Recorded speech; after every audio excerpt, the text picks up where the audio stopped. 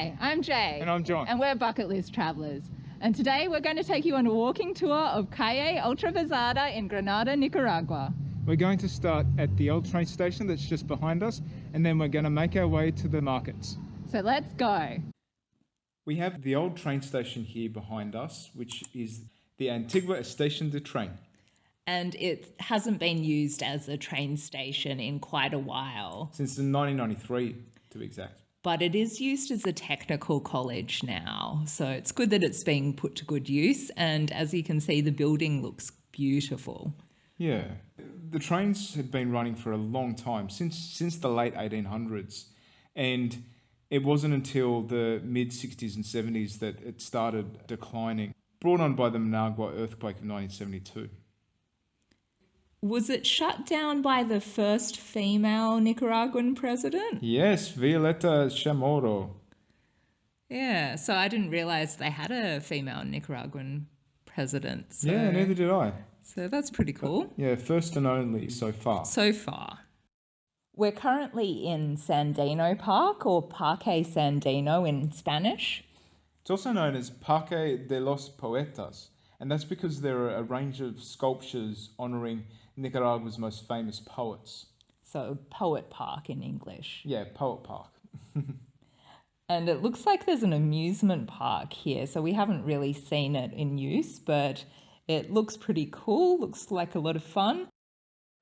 You can also get ice cream sandwiches here and Yum, vendors that sell ice creams, which is pretty cool. So Calle Atravesada is one of the main streets in Granada. It has a lot of the shops and... Yeah, it's got the banks as well. Yeah. Yeah, and it also has casinos, which we'll show you a little bit later. And right at the other end of the street, where we'll finish up, is where the Mercado is, which is a really big market. It's a great place to get fresh produce and quite cheap, a lot cheaper than the supermarkets. Yeah, you can get anything that you want, really.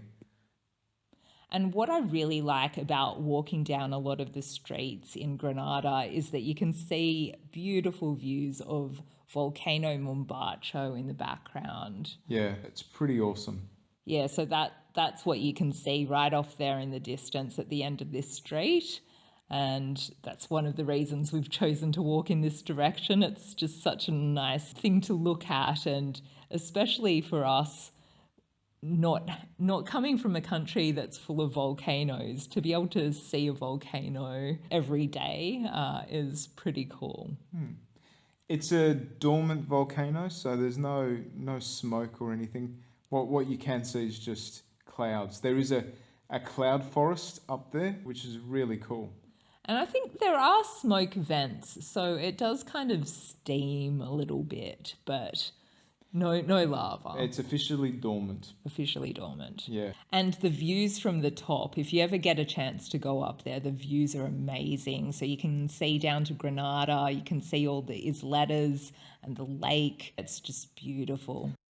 Oh, the Isletas, by the way, are hundreds of little islands that were created as the result of a volcanic eruption from Mombacho about 20,000 years ago. Yeah, they're like Mombacho's babies. Yeah. Yeah, and another thing that I love about Granada is the colonial architecture. It's just so pretty. Yeah, and the paint, the colourful painted buildings that are around. Yeah, they're everywhere in all different sorts of colours. So this street that we're just looking down now, a street that one of the people that live on that street actually sell little bits and pieces of food from their garage. It's called Antojitos El Garaje. And he sells empanadas and tacos. It's a common thing in Nicaragua and certainly Granada to sell right out of your home. So people sell staple goods like sugar and eggs, and then other people sell hot food. It's quite handy. You don't have to really go to the shops if you don't want to. You can just kind of walk down the street and there's usually someone selling odds and ends. And there's a shop's called pulperias, which are kind of like your little corner stores. So you can get bags of chips and other little kind of 7-Eleven-y kind of items. So across the road there, we've got the Women's Health Building. Centro de Mujer. Yeah, so if you need some medical attention for a female issue, then I guess that must be the place to go. Yeah. We're coming up to a bridge here, and sort of once we're past the bridge, then we're into the main part of town, which is like the central business district, I guess. Yeah, so there seems to be a little stream that kind of runs through Granada, and there are a couple of bridges around that cross over it. It doesn't look like the stream is in that good condition. It seems like there's a bit of rubbish there, which is a bit of a shame. Yeah, it's more of a drainage channel for the rainy season. I'll just run off. I like the variety of ways in which people can get around in Granada. So you can see a lot of cyclists around. Cycling's a big thing. Obviously cars and trucks and that sort of thing are common as well, and motorcycles. But then you've also got horses and carts, which I think are quite charming.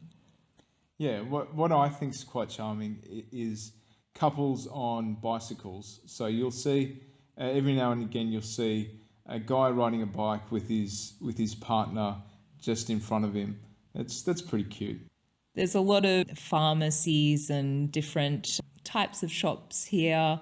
So you can get pretty much whatever you need. We've been meaning to go to the dentist for a while, so I've seen a few of those. I guess everything that you'd expect in a major city. Hairdressing salons, banks, that sort of thing. On your right, you'll see a Tona truck. So Tona is one of the main beers of Nicaragua. Yeah, it's very popular, and beer here is reasonably cheap, I believe. Yeah, it's very cheap. It's like $1. And we've got coming up on our left the Loto store. So there's quite a few stores all around Granada which sell tickets for the Lotteria. And that seems to be a very popular thing to participate in when you're here. Yeah. On the left here, you've got a pharmacy. People lining up. You'll see a variation of people wearing masks in Granada at this point in time. I would say it is about 50-50. It has dropped off a little bit from what I've noticed in the last couple of months. Yeah, probably people getting a bit complacent, I guess. Yeah. But when you go into stores, a lot of stores mandate mask usage if you want to enter. Some stores even take your temperature before you go in, as well as churches. I went to some churches today and I got my temperature checked, and I got my hands sanitized before I went in, and my feet sanitized as well. It's been lovely living in Nicaragua. The climate is really nice and hot and sunny. As you can see, it's a beautiful day today. Yeah, and this time of year around December, January is just magical. It's nice hot days, but relatively dry as well. And in the mornings, there's just a fresh breeze. It doesn't heat up until mid-morning, which is very manageable. Yeah, so over to the right here, we've got Choco Museo, which is a chocolate museum chain that operates in 4 countries across Central and South America. So they've got stores in Mexico, Guatemala, Nicaragua, and Peru. And it's a pretty cool place to visit. So we've been to the one in Antigua, Guatemala, and we've also been to the one here in Granada, Nicaragua. We do have another video on the Antigua one, so make sure you check that out. The one that we've got in Granada here, we did a bit of a tour, and they got us doing some sort of dance along with rolling the beans, so the chocolate beans. So that was a bit of fun. The Choco Museo here also has a hotel, which seems pretty upmarket. They've got a pool there as well, which is pretty big. And I think you can do day passes there, even if you're not staying at the hotel, to go and swim in the pool. So that's pretty cool if you want to cool off from the heat. Yeah. And just a moment ago, we passed one of the banks, and there's another bank coming up on our right. I don't know what day it is, but you'll know it's payday when you see big lines of people just crawling out of the bank. Yeah. Yeah, and you can see quite a few casinos around this area. We just passed one back there. And on the right, you've got Super Express, which is a convenience store. So you'll pay convenience store prices, but it's good to have it there. And another common convenience store brand is AMPM, or AMPM is how they say it in Spanish.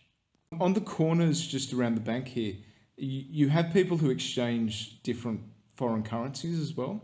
So I think their rates are a little bit more favourable than the bank. So that can be a bit handy if you need to exchange money here. Yeah, so you just look out for the person holding the huge wad of cash. Yeah. And they'll usually sniff you out and try and get you to exchange your cash there. Oh, I think that was one guy there. Yeah, and then across the road here on the right, you can see, is that the casino? It's one of the casinos. Yeah, that's one of the casinos. And we've conveniently got a bank across the other side.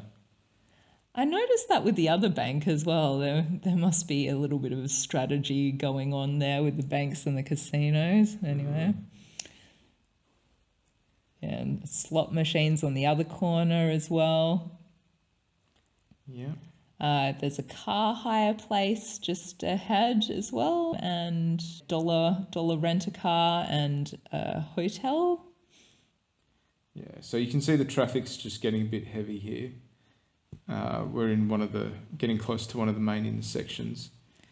And you never run out of places to get sunglasses from in Granada, because there's always guys wandering around with like huge boards with sunglasses attached, trying to sell their wares. So they're usually wandering around the street. I think we passed one back there. Yeah. There's another casino on our left. And another. So we've got Tito's Restaurante. That's one of the popular restaurants in Granada, and Tele Pizza on the left. That's pretty good, and they deliver as well. Yeah. So we've had a few pizzas from them before. They're pretty good. Yeah, Tele Pizza are good. There's a lot of pizza stores in Granada. You find one on pretty much every street, it seems. Yeah. Okay, we're crossing Calle Atravesada. And you can see another sunglasses place off to the left. Yep, another pharmacy. And masks. I think they were selling them for 5 Cordobas each. So, yeah, masks have become a bit of a cottage industry here. People are very entrepreneurial here. They'll definitely meet any need that you've got. Very self-starting, I'd say. Yeah. This yellow building on the left is an electronics and goods store. We're now in the main market area. So you see all these market stalls just lining the whole street.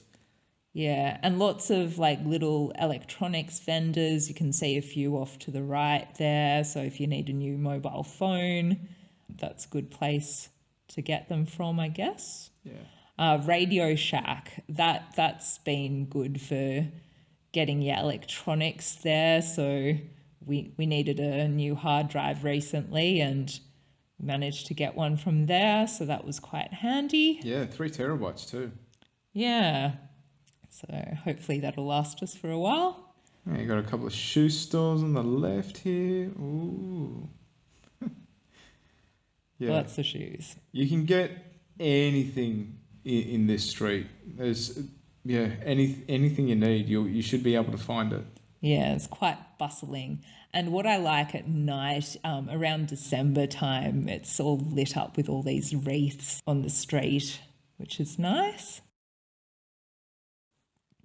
What I find fascinating is that this is essentially a market street, yet you've got cars going down it all the time as well. So it becomes a little bit chaotic. Yeah, it's a bit like running the gauntlet trying to get down this street. We avoided this street at the beginning of COVID because there's just so many people around. It's a bit nerve-wracking when you're trying to Stay away from people. Yeah, social distance. Yeah, you will see a little bit further on, it gets even more populated with people. So there's a lot of clothes stores around here as well, and like little clothes vendors on the side of the street as well. Yeah, it's starting to get a bit cozy. Buses are quite a popular form of transportation, as well as like little vans called collectivos. If you're trying to get from town to town, they're quite reasonably priced. Oh, guavas. Ah, yeah, we've really enjoyed the fresh fruit in Granada, and we get it delivered to our door by street vendors, which is quite handy. Yeah, very handy. Yeah. And we just passed, that person had like little packets of banana chips, which are really nice, very savoury. Tajadas. Oh, we love we're them. addicted to those. Yeah. Hot dogs are another thing that you see everywhere in Granada. So Little hot dog stalls. yeah, if you like every hamburgers and hot dogs, you'll be able to find them very easily. Yeah, this market just goes on forever. This building on our left coming up is the Mercado Municipal, which was the site of the original markets that have been around for over 100 years. Since then, the markets have just spilled out onto the streets, as you can see here. And on the right there, we've got cheese.